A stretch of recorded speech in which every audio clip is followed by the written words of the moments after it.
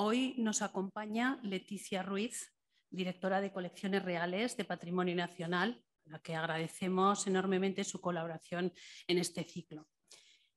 Leticia es doctora en Historia del Arte y graduada en Restauración por la Escuela Superior de Restauración y Conservación de Madrid, centro del que también ha sido docente. Inició su trayectoria investigadora en Patrimonio Nacional, realizando y publicando distintos estudios sobre colecciones reales, especialmente sobre el Monasterio de las Descalzas Reales y el Fondo Fotográfico de Patrimonio.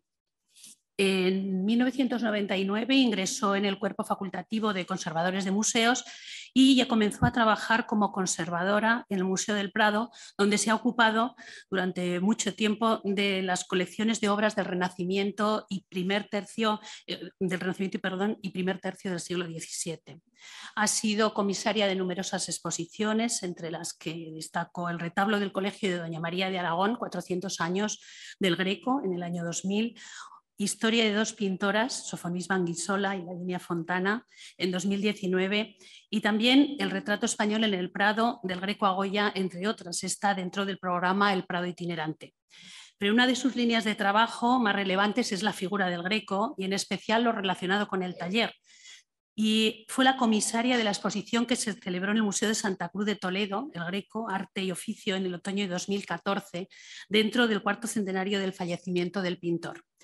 Y en 2020 fue nombrada directora de Colecciones Reales de Patrimonio Nacional y en la actualidad lleva el proyecto importantísimo del Museo de Colecciones Reales. Bueno, pues Leticia Ruiz abordará uno de los puntos más importantes o quizá más difíciles, ¿no?, de discernir, es establecer el alcance de hasta dónde en las obras que son seriadas, hasta dónde llega la mano del Greco y qué parte es la producción que corresponde al taller. Bueno, pues de esto nos va a hablar y contar con su presencia es una ocasión excelente de disfrutar y de aprender de la mano de esta importante y gran especialista e investigadora. Bueno, pues Leticia, muchas gracias. Adelante. Muchas gracias, Charo. Quiero agradecer a los comisarios de la exposición que han tenido a bien invitarme, por supuesto a Charo Bañaños y a Ibercaja por estar aquí esta tarde con ustedes y hacer este maravilloso paréntesis en mi trabajo actual, que es apasionante, pero la verdad es que el Greco es mi pintor y con el que estoy todavía inmersa, con el catálogo razonado de toda su obra, que es continuidad a la que inició brillantemente el profesor y durante unos cuantos años compañero en el Museo del Prado, José Álvarez Lopera, y que su fallecimiento en el año 8 pues, hizo que me pasaran a mí esa tarea, esa responsabilidad de hacer el catálogo razonado. Que está muy adelantado, pero que, bueno, mis tareas actuales hacen que se esté prolongando un poco de más. La conferencia, seguramente, para ser más exactos, tendría que haberse titulado En el taller del Greco, porque voy a tratar de contarles cómo los documentos y la propia obra del pintor nos indican cómo se trabajaba en el taller de un maestro.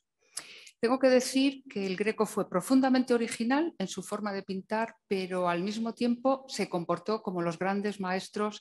del siglo XVI y buena parte del siglo XVII.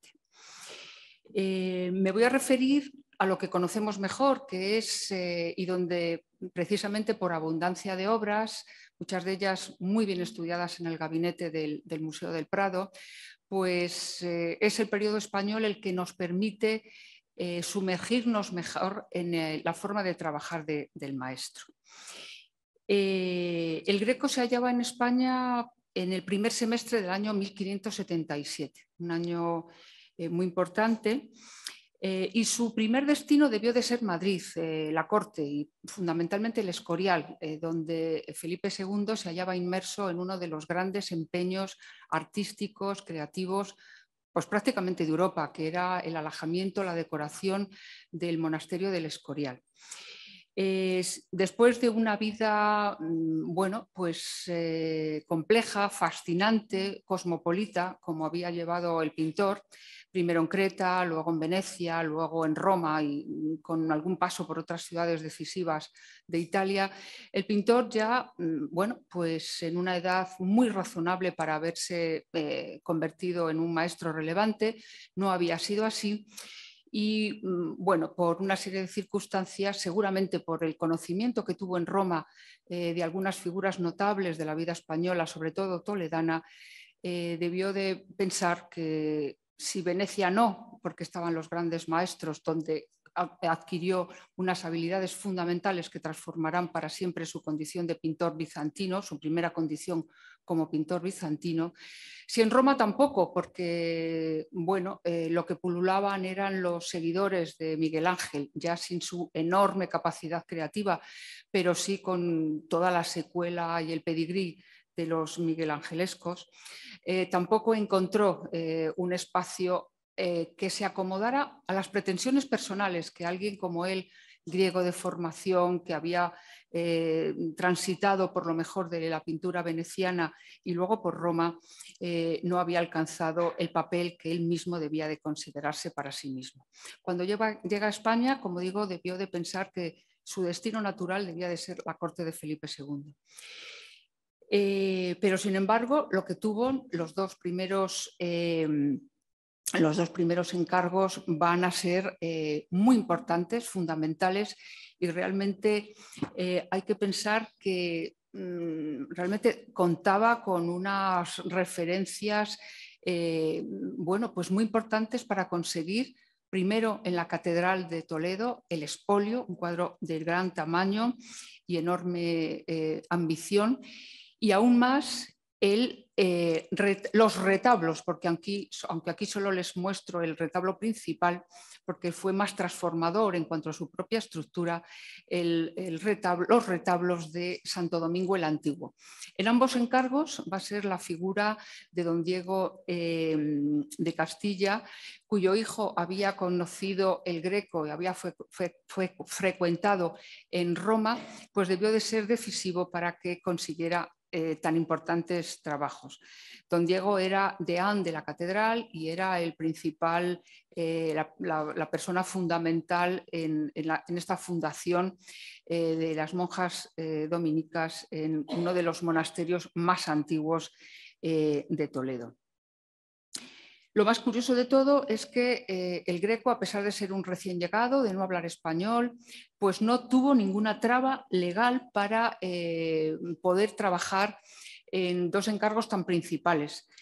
Porque en la ciudad, en la diócesis, la archidiócesis, la importantísima que casi ocupaba más de un cuarto de toda la península, pues no había asociaciones gremiales que impidieran o colectivos artesanales que regularan la instalación y la práctica artística de artistas foráneos. Lo que funcionaba como tal era el Consejo de Gobernación del Arzobispado y ahí contó, como digo, pues con ese importante empuje que fue Diego de Castilla. Los usos artesanales de Toledo también posibilitaban que un solo maestro, en este caso el Greco, pudiera contratar la ejecución de un retablo, el artefacto más ambicioso y que, bueno, y que conllevaba una serie de distintos artesanos, artífices, y que bien llevado, bien organizado era el más ambicioso y desde luego el que podía tener consigo importantes beneficios. Había que organizar eficazmente la participación de arquitectos, ensambladores, escultores, doradores y pintores. Y eso era una tarea que en Toledo, como prácticamente toda la península, estaba muy bien engrasado. A veces a través de sagas familiares y a veces entre asociaciones entre diversos artistas, que en muchos casos lo que significaba era finalizar en los plazos adecuados el trabajo. La llegada de este extranjero, que ni se asoció, bueno, se asoció, indudablemente necesitó contar con, por ejemplo, con Juan Bautista Monegro para la realización de un retablo, en este caso que transformó para siempre el devenir del retablo, al menos en la Castilla central. Un retablo que eliminaba ya la idea de la cuadrícula con calles y y pisos perfectamente establecidos con tablas de unas dimensiones promediadas para esta idea a la italiana, en la cual había una gran obra central en la cual vertebraba a modo de, bueno, en este caso de gran fachada arquitectónica, pues todas las demás obras que se concernían en este retablo. En este caso contó con la colaboración de Juan Bautista Monegro, eliminando un proyecto anterior de un pintor muy reputado que había trabajado también para el Escorial y para Felipe II, que era Hernando de Ávila, y ni más ni menos que el arquitecto Juan de Herrera. Es decir, que muchos amigos no pudo hacerse en los inicios de su vida en Toledo. Sin ninguna duda, para hacer un trabajo tan importante, nunca no tenemos noticia de que el Greco hubiese hecho obras de estas dimensiones. Su trabajo más importante que tengamos perfectamente definido hasta ese momento es un retrato, el retrato de Vincenzo Anastaghi, que no llega a los 2 metros, que se guarda en la Frick Collection de Nueva York, y la Asunción que se guarda en el Thyssen de Madrid, pues desde luego eran los trabajos de mayores dimensiones, más depurados en cuanto a su técnica la veneciana, pero desde luego no tenemos ninguna referencia que pueda explicar que el Greco, más allá, como digo, de este empuje inicial de los Castilla para hacer este trabajo. Pero sin duda lo planificó muy bien. Aunque no tenemos prácticamente dibujos del pintor, hay algunas atribuciones, de vez en cuando aparecen nuevas, pero realmente que podamos entender como realmente dibujos del Greco son muy pocos, no llega a la media docena. Incluso si somos estrictos, solamente 4. Hay 2 que son los que en esta imagen, aunque son muy pequeñitos, son los que están a los lados del retablo. Parecen 2 dibujos prácticamente de presentación ante, bueno, posiblemente Diego de Castilla, porque es unos dibujos ya muy pictóricos, trabajados muy delicadamente con pluma y aguada y con toques de albayalde para dar esa idea muy pictórica, muy volumétrica de las obras. Y ya luego conocemos otro que se guarda un poco mayor, que se guarda en la Biblioteca Nacional de Madrid, que es la versión final del San Juan Evangelista, en el que aparece incluso la cuadrícula, es decir, un dibujo preparatorio para llevar a gran tamaño ese dibujo que conservamos. Es decir, 2 tipos de dibujo de una obra que era muy importante y que suponemos que es lo que conservamos, pero es posible que el Greco se batiera bien el cobre para unos trabajos en los que comprometía su futuro, al menos en un arzobispado tan importante como era el de Toledo. Bueno, aquí tienen un poco para que vean esa relación con los 2 Santos Juanes, que son de las pocas obras del retablo mayor, es lo único que se conserva ya in situ. Como ven, el San Juan Bautista es prácticamente lo mismo que dibujó en ese, lo que creemos es el dibujo de presentación, más pictórico, mientras que el San Juan Evangelista sufrió una modificación en vez de estar, bueno, pues como 2 figuras prácticamente afrontadas entre ellas, bueno, pues hace una variación. Eso no nos importa, lo que quiero resaltar es que es un pintor del que, a pesar de que no tenemos casi dibujos que hayan llegado hasta nosotros, es evidente que los manejó. Y es muy posible que también utilizara bocetos para algunas de las figuras principales. Es evidente que la fundamental era el magnífico Cristo en el caso del expolio, ¿no? Que seguramente también manejó dibujos, pero es posible que también en este caso utilizara algún boceto preparatorio. Evidentemente no hay ninguna seguridad, pero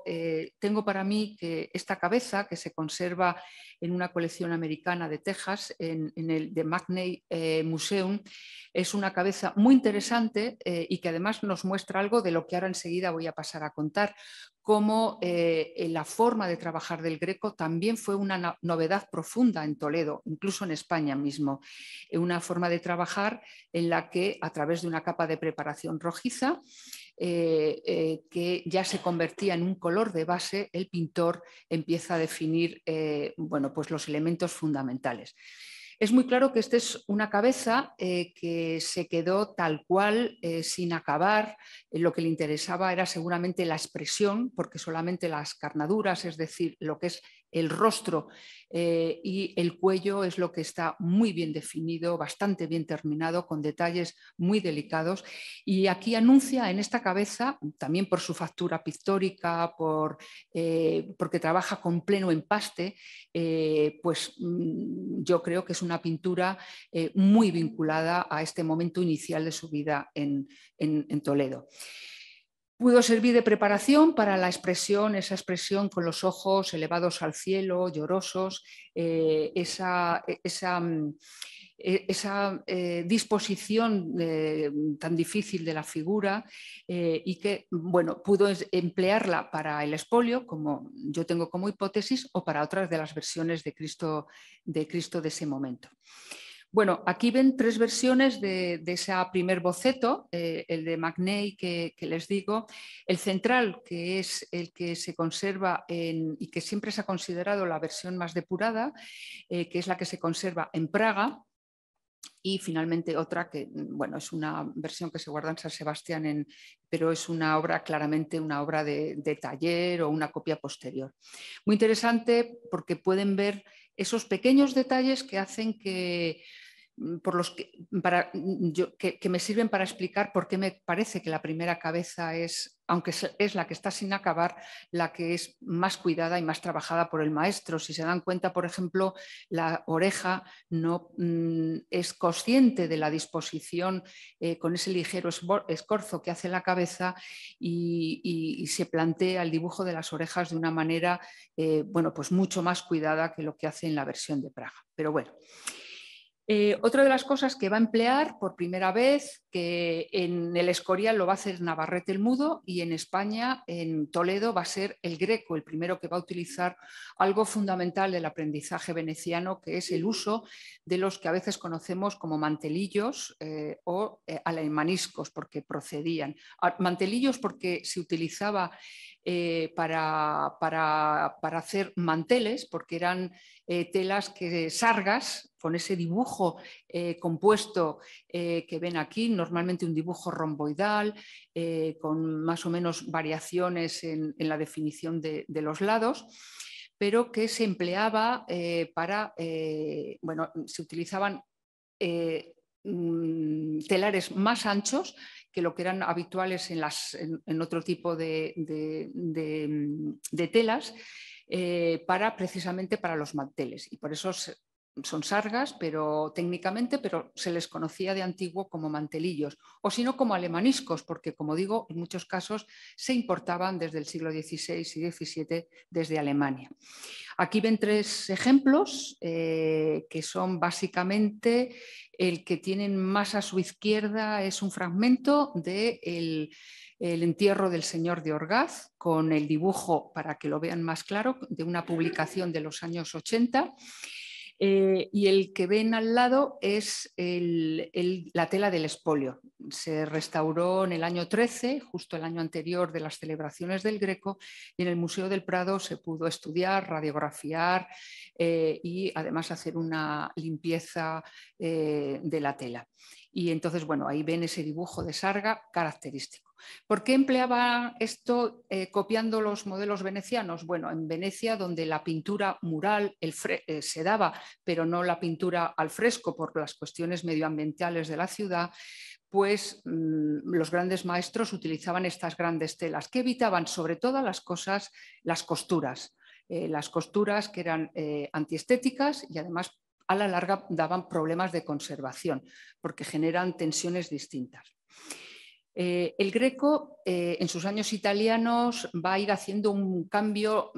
progresivo, lento, desde el trabajo en pequeñas tablas a la manera bizantina, como había aprendido en su isla natal, y poco a poco va a ir empleando lienzos, pero nunca, excepto las 2 excepciones que yo les he dicho al principio, el retrato de Anastaghi que se conserva en Nueva York, o la maravillosa Anunciación que se conserva en el Museo Thyssen, que son dos ejemplos donde está empleando ya estas sargas o estos mantelillos, va a ser por primera vez en Toledo, con estos dos grandes encargos, cuando va a emplear para las obras de grandes dimensiones estas telas tan formidables. Bueno, aquí les pongo también el San Sebastián de Palencia, que es otra de las obras de este primer momento, al año 77-78, recién llegado a España, que también está, en este caso no es un dibujo, están viendo la tela misma en comparación con el expolio y con el entierro del conde Orgaz por dibujo. En estas telas,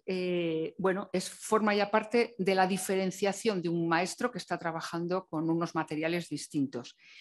Pero lo fundamental va a ser la construcción pictórica. La construcción pictórica en las que él va a generar ya una forma de trabajar que va a ser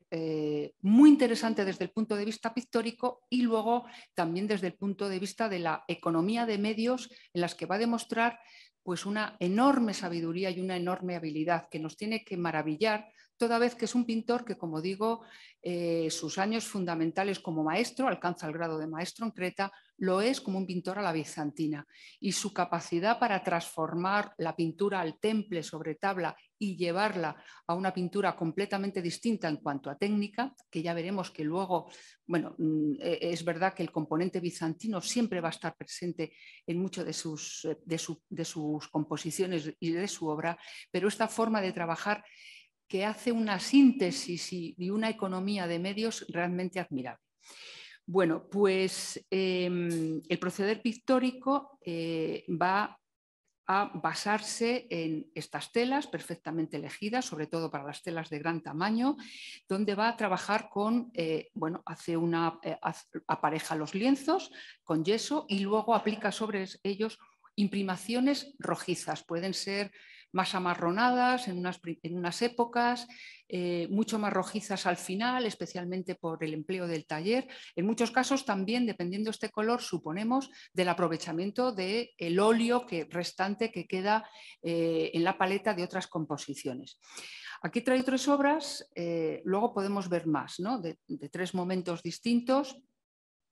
La Pentecostés del retablo de Doña María de Aragón, que se termina, posiblemente esta obra es de 1600, en la mitad ven al San Bernardino, obra de 1603, completamente de su mano, como se le pide en el contrato, y este espléndido y que luego le vamos a dedicar un poco más tiempo, es Santiago del Apostolado de Almadrones, que guarda el Museo del Prado. Esta es una obra con mucho taller, pero también con mucho greco, y donde al estar sin acabar se ve aún mejor la forma de trabajar del maestro. Luego lo vamos a ver mejor, pero en los 3 casos pueden ver, porque en los 3 aparece de manera distinta esa capa rojiza, esa capa de imprimación que el pintor lo utiliza de base cromática para luego modularlo con los toques del pincel. Este tono medio podía transparentarse, como es el caso, pues, por ejemplo, de San Bernardino. Parte de ese suelo en el que descansa no hay color, es el color de imprimación en el que, como mucho, lo único que produce es arrastres de color con el pincel casi seco para darle un poco de modulación, pero realmente lo que estamos viendo, incluso en las nubes, porque en las nubes lo que aparece es bueno, pues las zonas de reserva o de transparencia, de tal manera que prácticamente se convierte ese color de base en una sombra posterior. Es decir, le sirve para convertirse en sombra, en color o sencillamente en esa base. Es una forma muy inteligente de pintar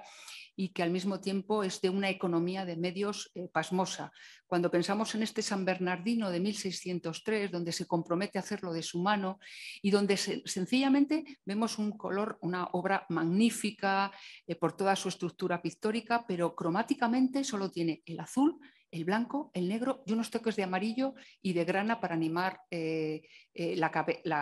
rostro. No hay nada más. Luego lo que hay es una muy sabia modulación de esos colores, manejándolos con la capa de preparación. Lo mismo podemos decir en la gran obra de la Pentecostés, que forma parte de, como digo, del único retablo que hace para Madrid, y donde ven cómo ese color de imprimación, lo mismo que el San Bernardino,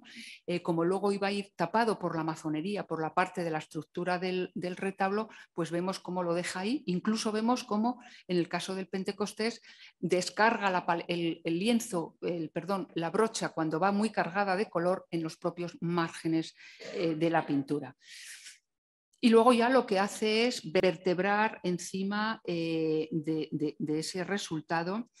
el color con una sucesiva aplicación de manchas de distintos grosores, con toques pequeños, toques más amplios, arrastres, transparencias, para conseguir unos efectos pictóricos pues, realmente extraordinarios, ¿no? Este es otro ejemplo ya de la época final, prácticamente un año antes, unos meses antes de fallecer, uno de los grandes retratos del Greco en el Museo del Prado, el San Jerónimo Ceballos, o así le identificamos gracias al parecido con una estampa de la época, donde vemos, por ejemplo, cómo el fondo básicamente está hecho por dejar en parte en reserva o en parte en transparencia ese color de imprimación, que aquí es mucho más rojizo, como corresponde con la época final, o cómo construye, por ejemplo, las sombras de la gola. En realidad no son sombras, no ha aplicado el color negro o muy puntualmente en las zonas que más le interesa, sino sencillamente el color de base al dejarlo en reserva se ha convertido en un color más. Y ya vemos cómo también en la zona de la perilla hace prácticamente lo mismo. Es decir, hay un poco de arrastre de color y una economía de medios que nos deja pasmados. Bueno, aquí podríamos decir básicamente lo mismo, pero aquí nos interesa porque nos centramos en un cuadro que también está hecho con muy poquitos colores, con una participación muy importante de ese color de base o de imprimación, y nos muestra además el plano y la vista de Toledo. En esa vista de Toledo, en la que incluso podemos ver señalado en rojo, espero que se vea más o menos, con la letra C más cerca del río, el lugar en el que a partir de 1585 aproximadamente, bueno, en el año 1585 con toda seguridad, él alquila unas casas al marqués de Villena, unas casas que tenía grandes, con huerta, con jardín en esa zona, y es donde básicamente, con un pequeño paréntesis a final del siglo XVI, hasta la muerte del pintor va a ser su casa, su taller y su tienda, podemos decir, ¿no? Y ahí va a ser donde el pintor pues va a convertirse en un maestro de un taller a la espera de recibir encargos, toda vez que sus aspiraciones de trabajar en el Escorial, cuando recibe el encargo y hace entre el año 1580 y el año 82, lo que podía haber sido su gran introducción en la corte con el San Mauricio y la Legión Tobana. El rey le pagó los 800 ducados, una suma fabulosa, no la discutió, pero realmente el cuadro pasó a otra dependencia del monasterio, se apartó de la capilla en la basílica para el que en principio fue encargado, se le pagó y lacónicamente en la crónica del Escorial el padre Sigüenza dice: no agradó al rey. No vamos a entrar ahora aquí porque no agradó al rey, pero eso y el largo pleito por el expolio y por lo que pensaba que debía de ser pagado por el expolio también le llevó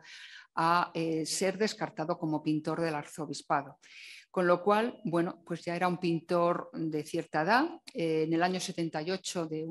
fruto de una relación con Jerónima de las Cuevas, había nacido su hijo, al menos el único hijo que nos consta que tuvo, aunque hay quien sospecha que en Creta dejó familia, pero es un dato que realmente desconocemos, y eso le ató para siempre a Toledo. A partir de 1585, cuando alquila al marqués de Villena en lo que es la parroquia de Santo Tomé,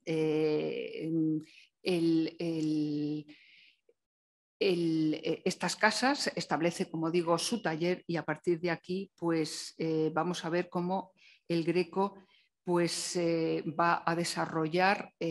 todo su modus operandi, toda su forma realmente extraordinaria, su forma de plantear la pintura, no solamente en cuanto a estilo, sino a su forma de crear la estructura pictórica que se transforma básicamente en una marca, ¿no?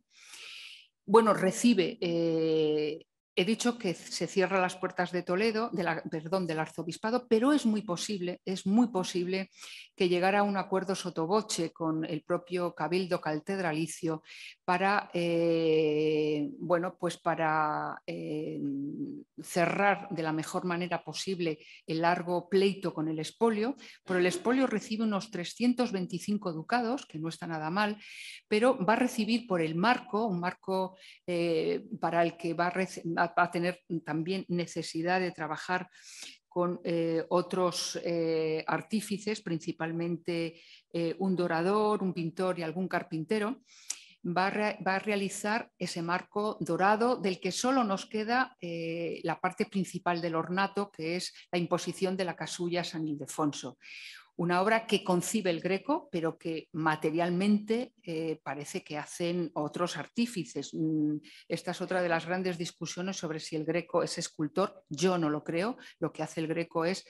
concebir, dibujar, diseñar las esculturas y en este caso el ornato fundamental, ese ornato de madera que se le pide para el expolio y para el que sabemos que trabajan Julián de Montoya y Miguel González, pintor y dorador de este ornato de madera. Va a realizar, como digo, también entre el año 86, es decir, un año después de establecerse en la parroquia de Santo Tomé, ya como estante en la ciudad, como residente, pasa de estante a residente, y ahí va a recibir del párroco de Santo Tomé, va a recibir el encargo del el entierro del Señor de Orgaz, el cuadro más grande que haya pintado nunca, 480 por 360 centímetros, y es un cuadro, bueno, pues una de las grandes obras maestras, no solamente del Greco, sino de ese momento en el arte del Renacimiento. A partir de este momento coinciden, como digo, el gran marco para el expolio, en la realización de este retablo, de esta gran pintura. A partir de este momento el Greco va a ser un pintor sobre todo que va a hacer retablos, no demasiados, la verdad, no demasiados si hacemos una relación de todos los que va a llevar a lo largo de su vida y en muchos casos después de muchos pleitos para lograr cobrarlos. Y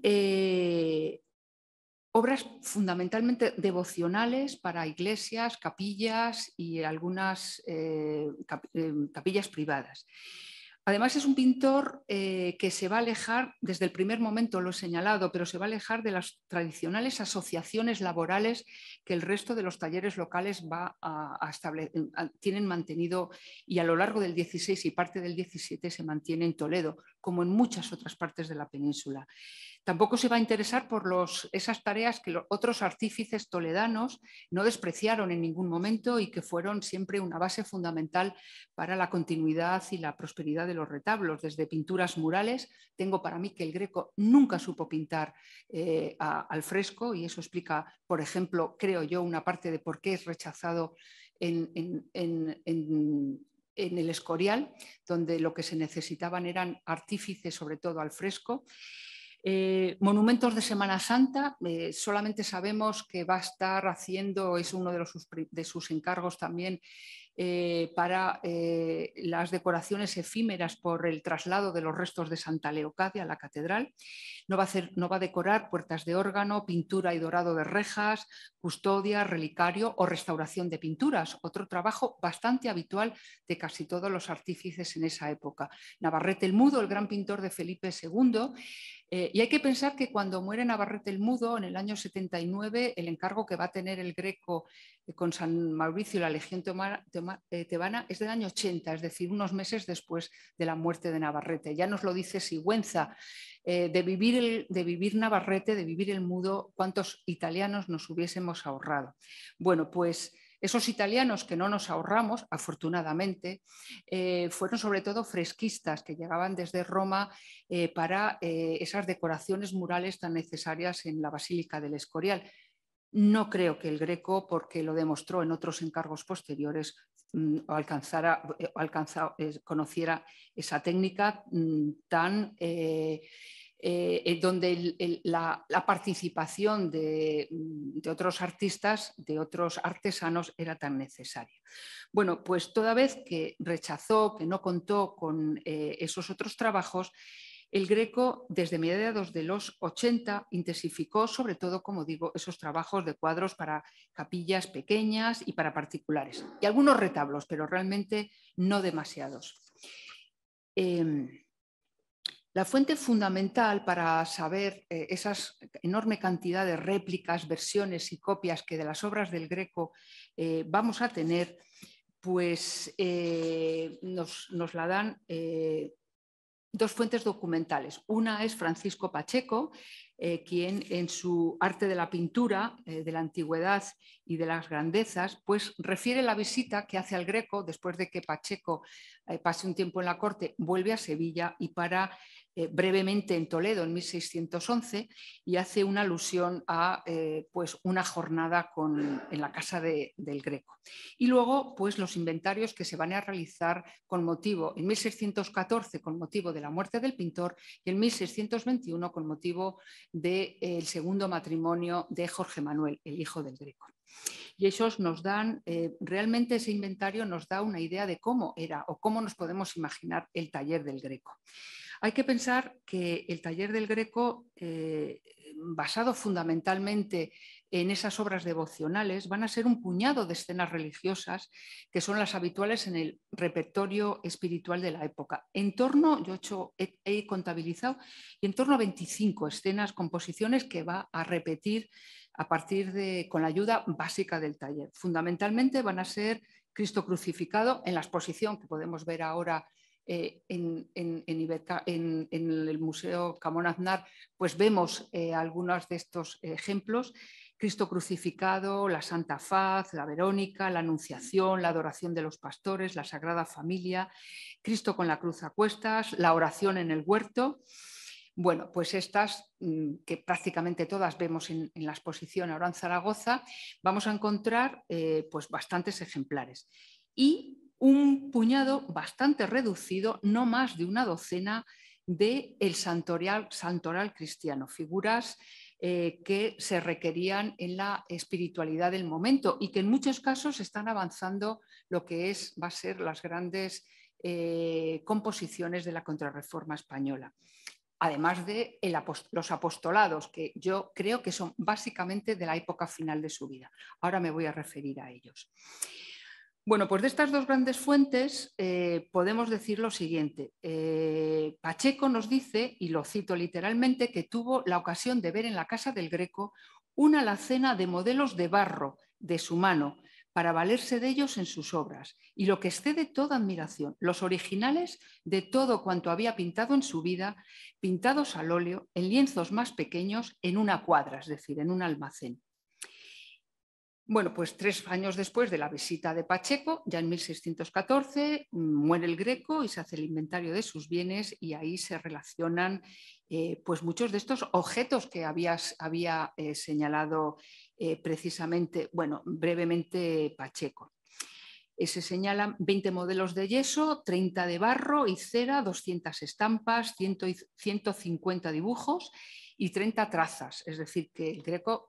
a pesar de que han quedado muy pocos dibujos, pues en su inventario se contabilizan bastantes dibujos. Es un valioso elenco de fuentes y referentes para el trabajo creativo del maestro y el taller. Y como digo, pues bueno, señala también pues, algunos elementos de un taller. Pues dice 3 bancos, 2 banquillos, 3 escaletas, una mesa con una gaveta, una losa de pórfido, 2 moletas y un almirez. Es decir, material propio de un taller de pintura, aunque realmente no demasiado. Pero es muy curioso porque lo que nos están refiriendo estos dos inventarios, con unas variaciones muy interesantes sobre las que hay ciertas disquisiciones, pero en las que ahora no me voy a meter. Pero En este inventario de obras se nos dice que son 140 de obras, de lienzos y se nos señalan aparejados, bosquejados, sin acabar y terminados. Es decir, una completa secuencia de las tareas de un taller en activo, en los que yo creo que se trabajaba simultáneamente en diversas obras. Y ahora espero poder probarlo. Las estampas eran un material muy valioso para cualquier... Bueno, aquí vemos una de estas imágenes, esta es la versión del Museo del Prado, no, perdón, la de Bonillo, precisamente la que tienen ustedes aquí, y he puesto al lado la imagen de la cabeza de Cristo de la McKinney para señalar, bueno, esa cercanía de ese modelo cristológico que enseguida va a estar muy presente en todas las obras. Y bueno, aquí referirme a las estampas. El Greco es un pintor que prácticamente en todas las composiciones importantes de salidas de su cabeza siempre hay la composición de un gran maestro detrás. Y esto no le va a restar originalidad, porque es precisamente la forma en la que interpreta y se mide con esos grandes maestros, que tampoco es tan extraño en la pintura del siglo XVI, incluso XVII, como podemos entender la pintura del Greco. En el periodo italiano esto lo hace pues, para aprender, para sumergirse en la pintura renacentista y ir abandonando esas formas bizantinas donde nada tenían que ver con la pintura del Renacimiento, que él sin duda admiraba, como nos muestran incluso las poquísimas obras, 3 ejemplares que conocemos de la época cretense, pero en cualquier caso, en ese proceso de inmersión en el mundo del Renacimiento italiano hay mucha estampa continuada, ¿no? Obras tanto de maestros venecianos como del gran Cornelis Cort, que es uno de los grandes creadores de los elencos que van a manejar muchos artistas de la época, ¿no? Este es un caso ejemplar, una de las obras más bellas, más originales, técnicamente más variadas de recursos en el movimiento del pincel, como es la anunciación del retablo de Doña María de Aragón, el que hace en Madrid, una obra, esta posiblemente un poco anterior a 1600, una obra realmente impresionante, que se basa en una obra de 1510 que hace el gran maestro veneciano, por el que sabemos por las anotaciones que hace del Vitruvio, que admiraba tanto, que es Tiziano, y hace, como digo, y seguramente tuvo esa estampa de Cornelis Cort de la obra para refrescar la composición. Evidentemente esto lo hubo de ver en Venecia, pero la imagen en color no le pudo acompañar, pero es claro que manejó la estampa de Cornelis Cort y cómo la reinterpreta. Es verdad que están todos los elementos esenciales, pero es un pintor que reinterpreta perfectamente eso.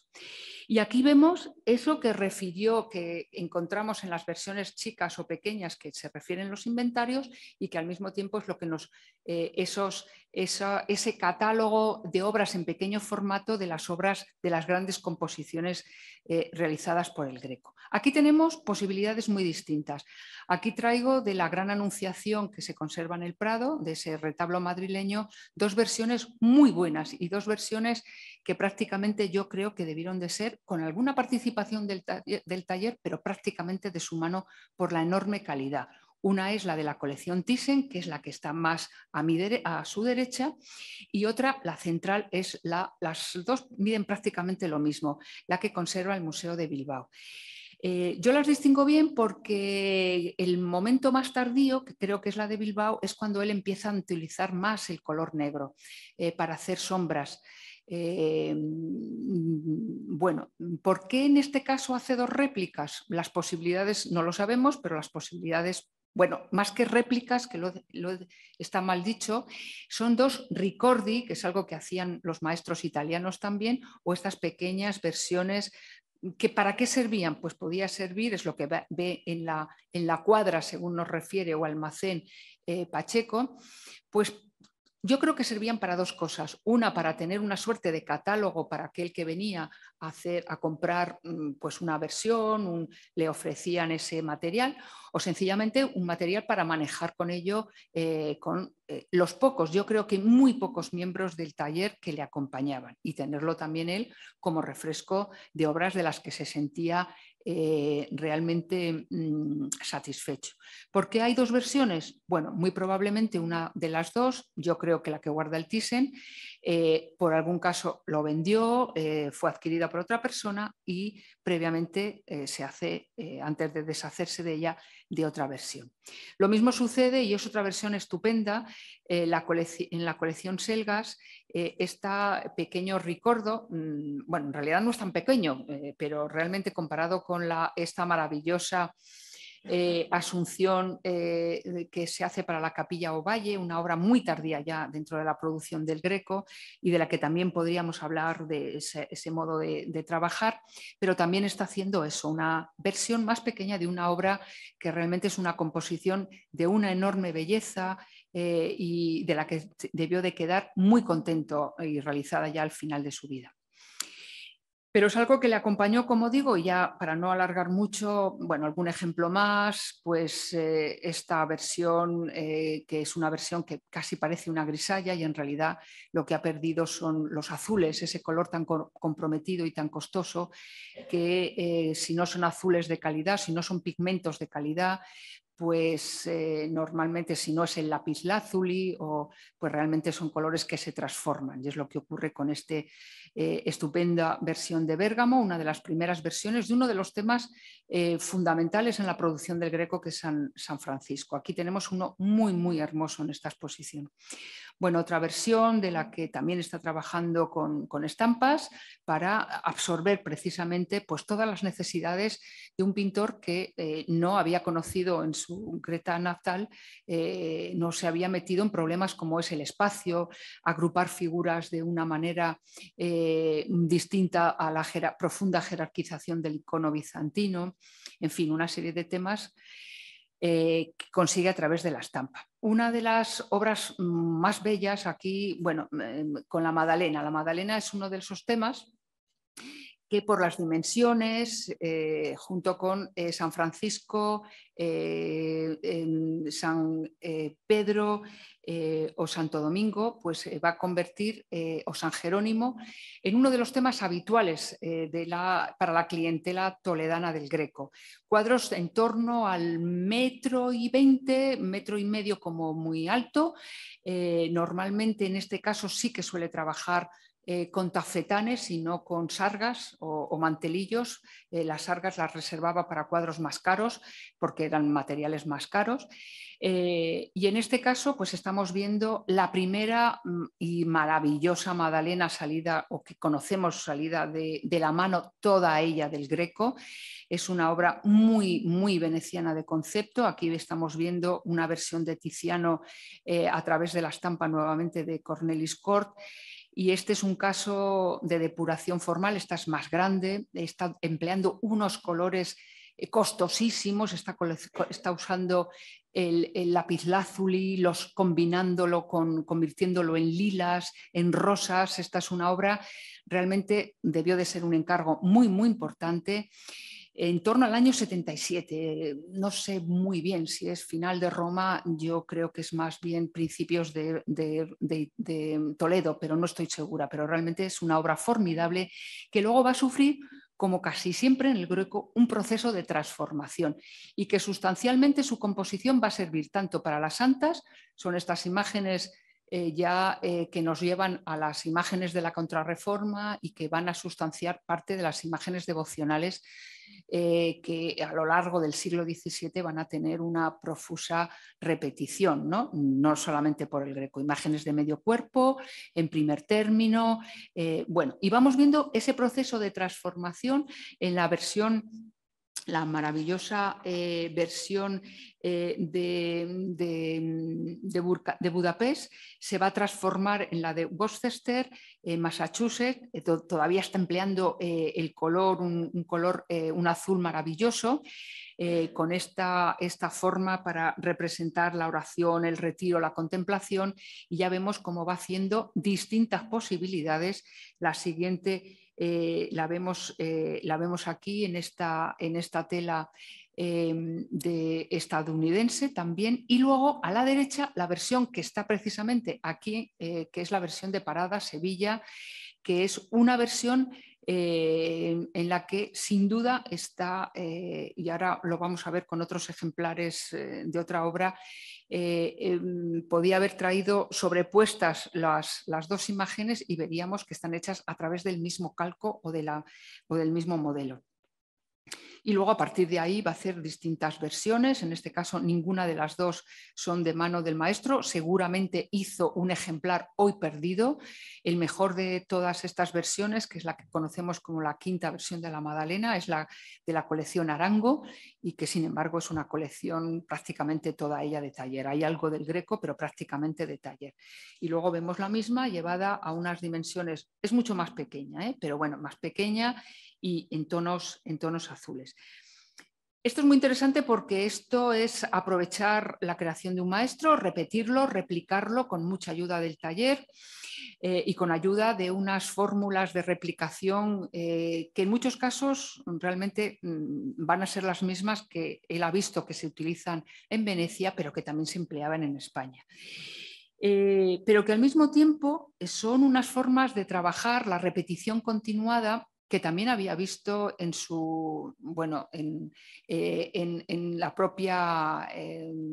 en la propia Creta, donde precisamente formaban parte de la representación como un icono santo, ¿no? Y eso era algo que estaba perfectamente establecido y que en Italia, como digo, va a ser la repetición con ligeras variaciones, va a ser sencillamente una fórmula para ir alcanzando, bueno, aquí lo vemos con 3 de las versiones de la curación del ciego, donde va a ir absorbiendo pues algo que él no había trabajado hasta este momento en Italia, que es la colocación de las figuras agrupadas en estos escenarios a la veneciana tan característicos, ¿no? Y donde está repitiendo figuras, la que está de espaldas, es decir, se está haciendo con esos trucos, esas fórmulas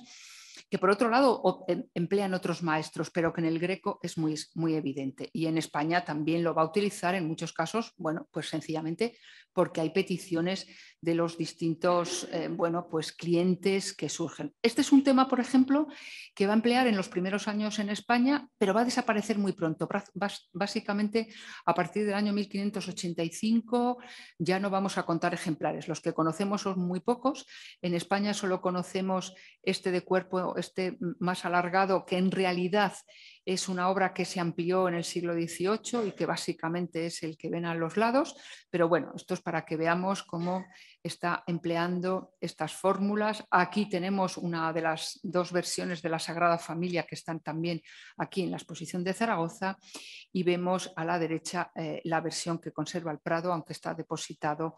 en un museo catalán. Entonces, bueno, estamos viendo esa repetición con ligeras variantes. Es clara que la versión de Santa Cruz que tenemos ahora en Zaragoza, lo que hay representado es un retrato en la figura de San José, el retrato a lo divino o la representación de alguna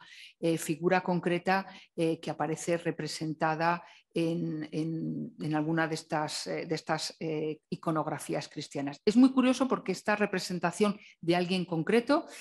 el Greco, podría ser. A mí se me antoja un cierto parecido con algún retrato que tenemos del Greco. No debió de gustar mucho porque esta cabeza estuvo tapada con repintes, con una imagen idealizada de San José hasta básicamente los años 80, cuando se monta una exposición múltiple que viajó por varias ciudades de Estados Unidos, que fue la gran recuperación para el mundo internacional de la figura del Greco, y esta obra se restauró y es cuando se descubrió que debajo estaba este retrato. Bueno, pues más imágenes de, bueno, en pequeño la maravillosa versión del Thyssen-Bornemisza, y que luego el Greco va a readaptar a un modelo del que tenemos distintas variantes, todas ellas muy, muy interesantes. Una es la de Budapest y otra es la que se conserva en Osaka, Japón, que es el Greco más antiguo en Japón, que realmente es uno de los ámbitos donde más se admira la figura del Greco. Este va a cumplir ahora 100 años que llegó a Japón.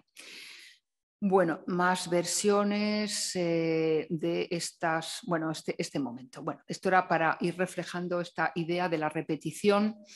y que va a ser una constante en el mundo del Greco. Estas son dos versiones que también contamos con distintas repeticiones, una de la de la Piedad y aquí una versión que es la última que ha comprado el Estado español, en este caso se ha adjudicado como depósito en el Museo el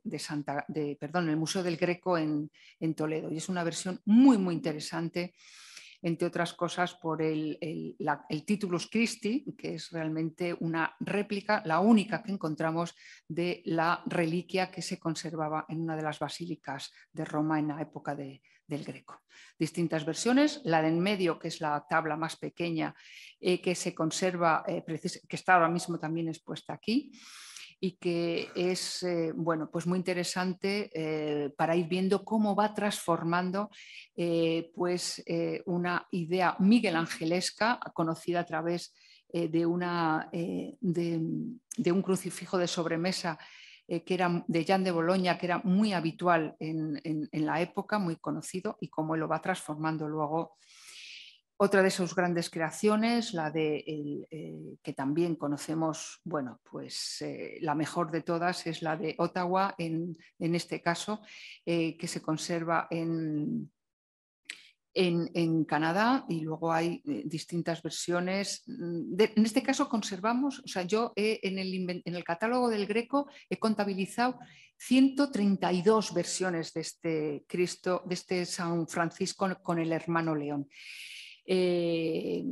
Yo diría que no hay más de 5 que sean completamente del Greco o con muchísima participación del Greco. El resto son obras con participación más débil del maestro o prácticamente todas del taller o copias posteriores. Entre otros motivos de esta versión, el Greco sacó a final de su vida, ordenó a Diego de Astor, un grabador que estuvo en su estudio en los años finales, estampas de las composiciones de las que él quiso divulgar. Y vemos cómo cuando él conseguía una composición que le agradaba, no solamente la replicaba a través del taller, sino que le servían para composiciones semejantes, en este caso la Magdalena de Sitges, San Francisco de Torelló o el Santo Domingo, que en la actualidad se conserva en la colección March y que básicamente es la misma idea, la misma composición completamente. En el caso de Santo Domingo más pequeña, en el caso de San Francisco y la Magdalena prácticamente el lienzo es de las mismas dimensiones. Otra más, en este caso con San Francisco, también ya tardío, pero estamos viendo cómo los hallazgos, las pequeñas variaciones que salen de su mano, luego se convierten en aportes que le sirven para todo lo demás. Y esto lo hace también con otras figuras. Cuando esas figuras que nos señala también el inventario de cera, de barro,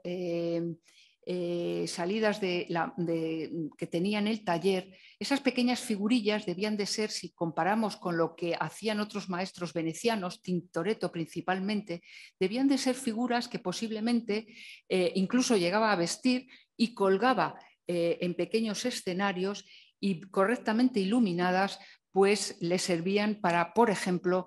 colocar estos ángeles que tanto ángeles adultos o estos ángeles acrobáticos que aparecen repetidos, pero a veces en una disposición completamente distinta. Y eso se puede explicar porque seguramente esas figurillas cambiaban de disposición para las distintas composiciones.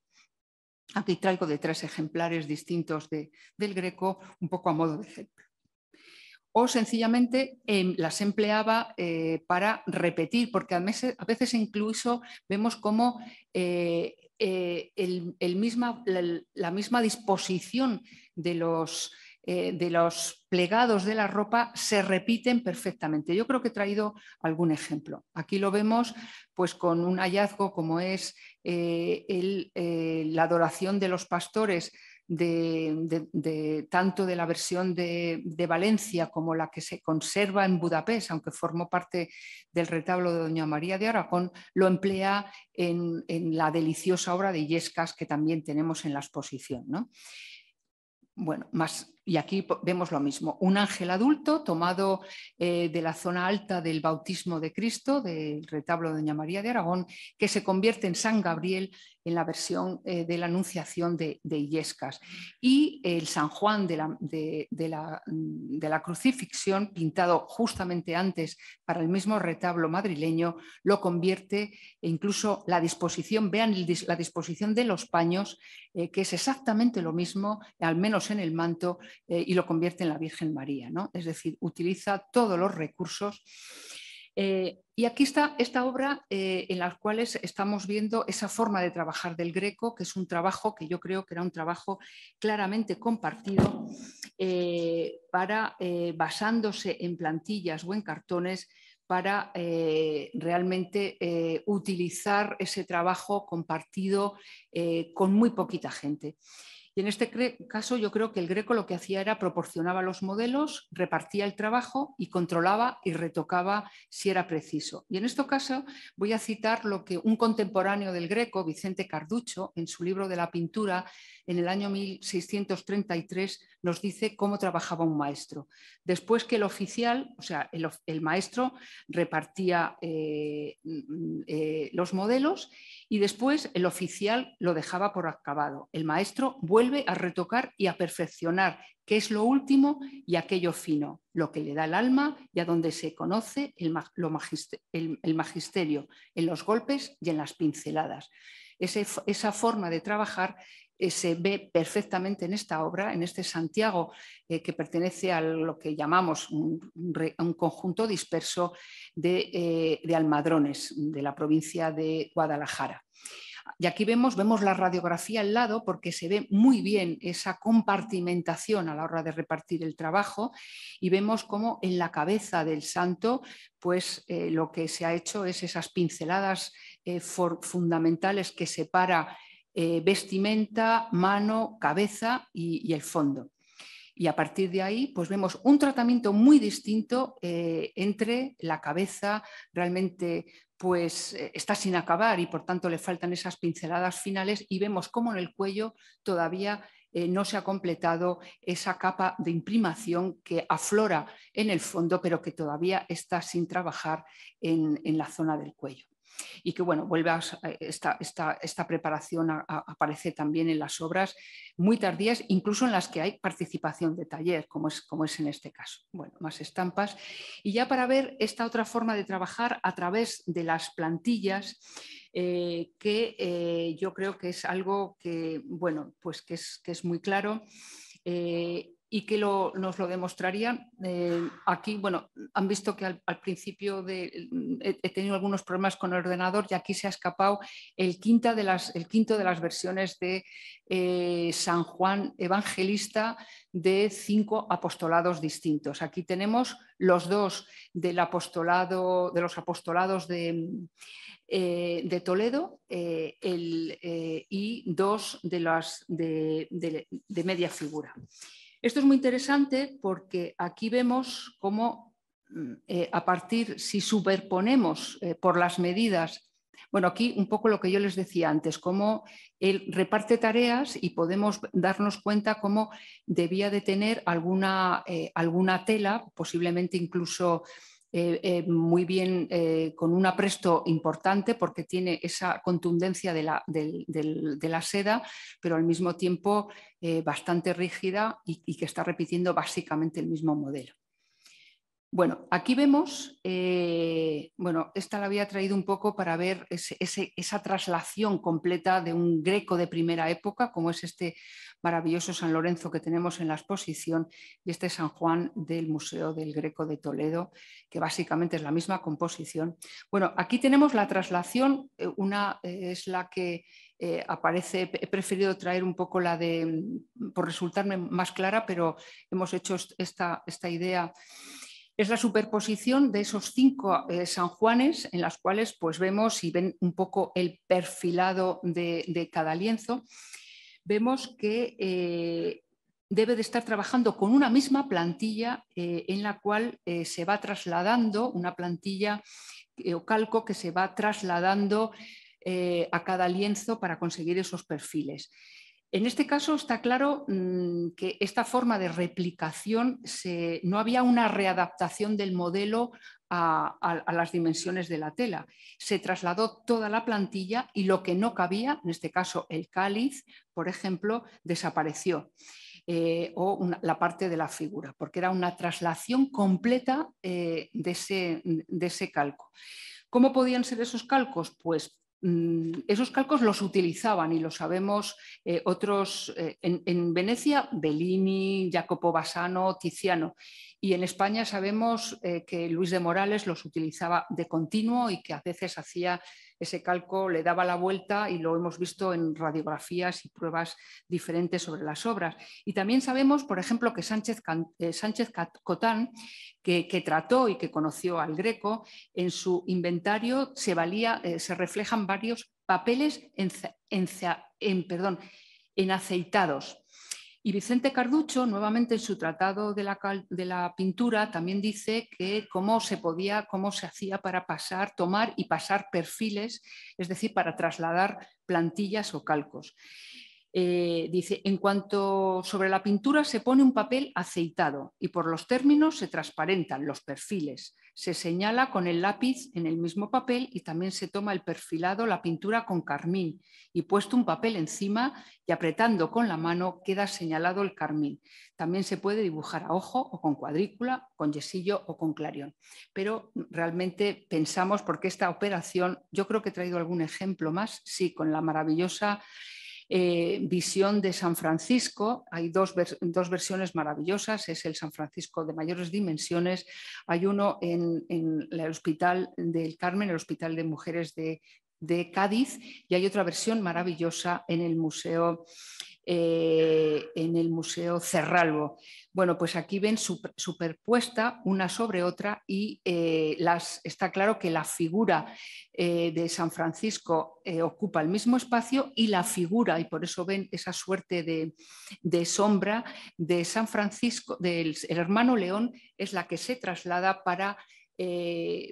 asimilar esa figura a una dimensión a un formato más que dimensión un poco distinta. Esa es la manera en la que posiblemente está replicando una gran parte de esas composiciones que está repitiendo habitualmente, replicando él, o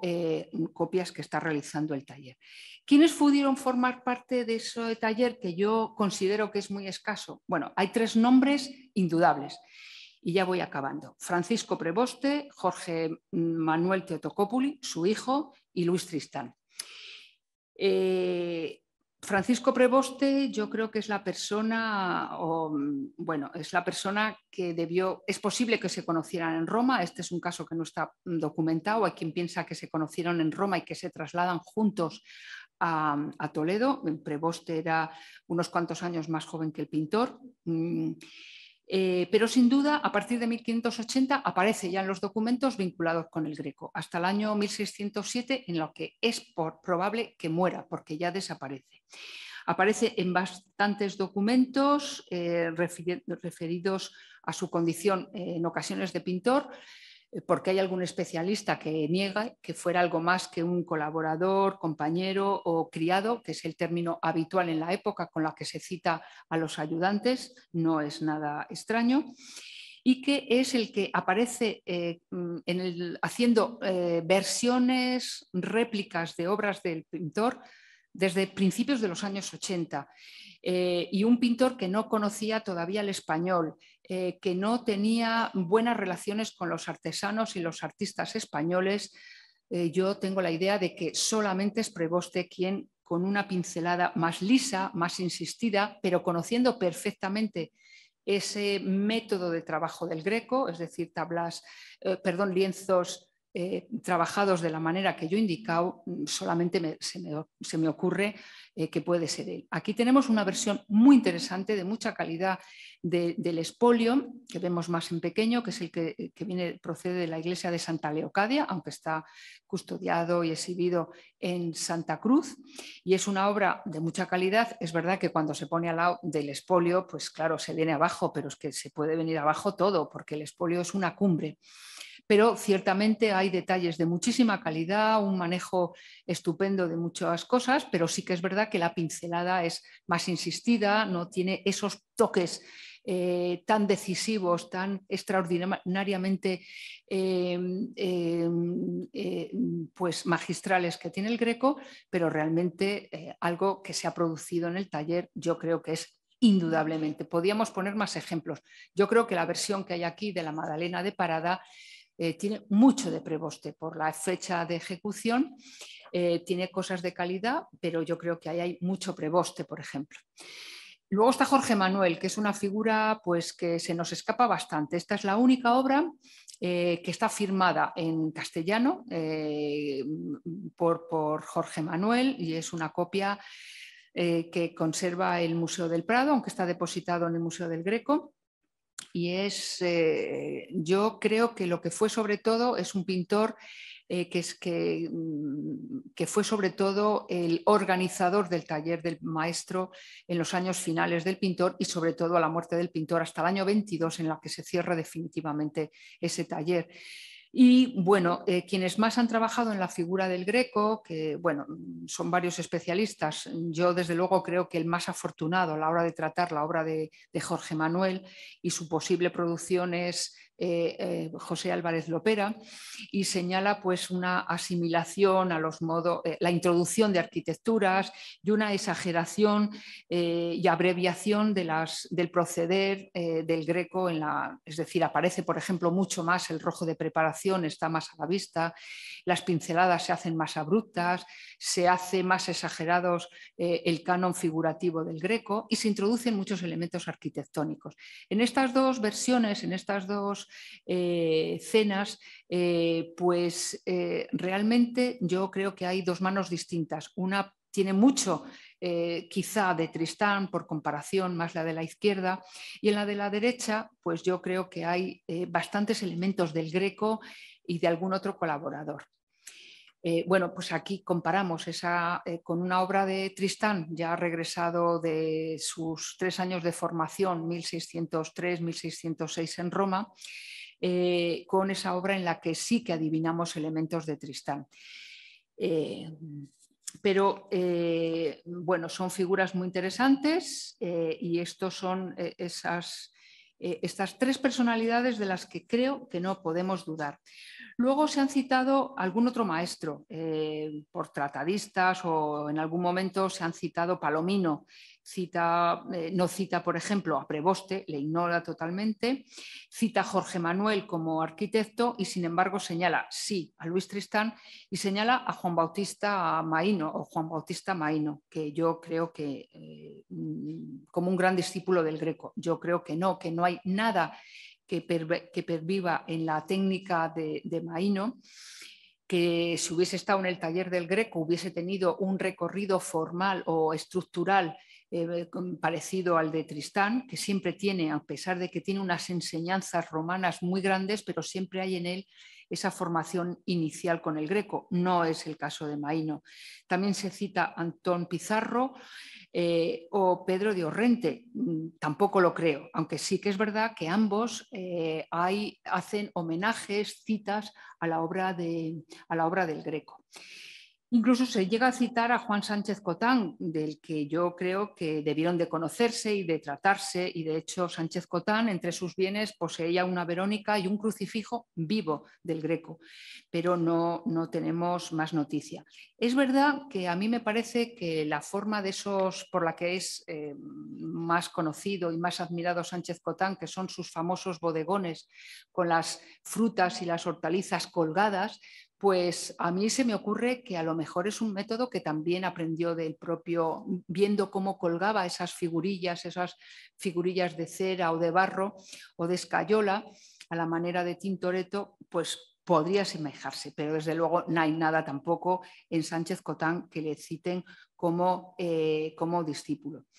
Hay uno más que aparece citado como discípulo del Greco en un momento dado y que debió de estar junto a Luis Tristán unos pocos años, que es Bartolomé del Río Bernuy. Un pintor que cuando se inscribe en 1605 en el libro de oficiales del arzobispado hace constar, y cito literalmente, su suficiencia en su arte de pintor por aprobación de Dominico Greco. A fecha de hoy no hemos encontrado nada de él, aunque sabemos que documentalmente aparece pintando pues, en varias localidades del arzobispado de Toledo, pero ninguna de ellas ha llegado hasta nosotros. El Greco pues, es un pintor que tuvo una técnica propia, un estilo propio y realmente, aunque su hijo Jorge Manuel trató de terminar algunos de los encargos, como el que quedó sin terminar, como es el del Hospital Tavera, que le causó muchos pesares e incluso en la cárcel, estuvo encarcelado algún tiempo, pues realmente fue más un arquitecto, un contratista, que un pintor con las capacidades y la genialidad de su padre. Un pintor que ciertamente atravesó de una manera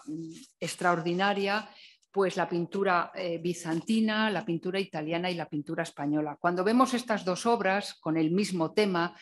es muy difícil pensar que sean de un mismo maestro y sin embargo lo son.